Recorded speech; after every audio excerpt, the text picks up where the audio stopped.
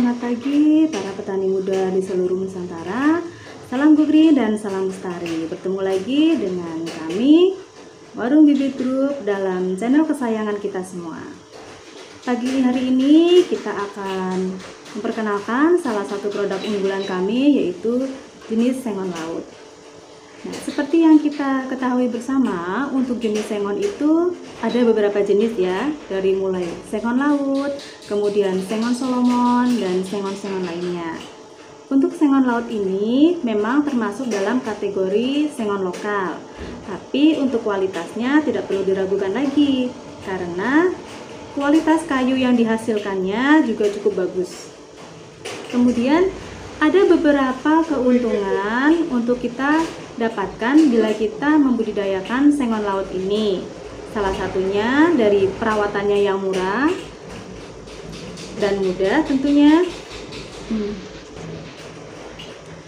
Dengan membudidayakan sengon laut ini, kita akan memperoleh beberapa banyak keuntungan, diantaranya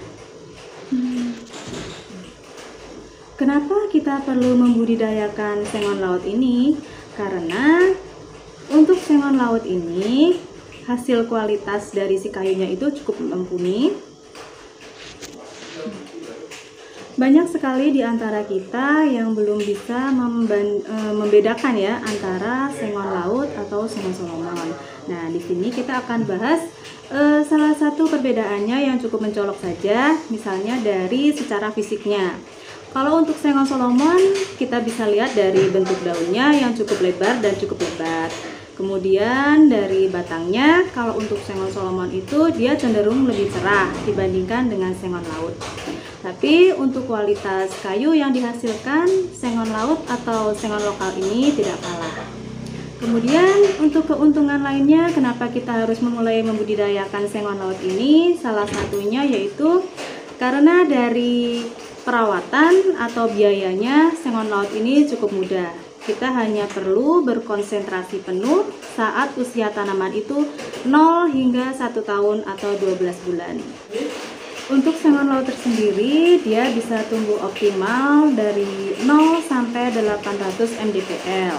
Tapi hingga ketinggian 1500 pun dia masih bisa tumbuh dengan optimal. Kemudian untuk mendapatkan hasil yang maksimal tentu ada beberapa trik yang perlu kita pahami. Antara lain dimulai dengan pemilihan bibit yang unggul, kemudian perawatan dan juga pemupukannya.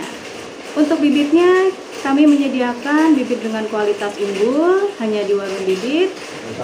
Kami menyediakan bibit dengan kualitas unggul yang dibudidayakan dari asal biji.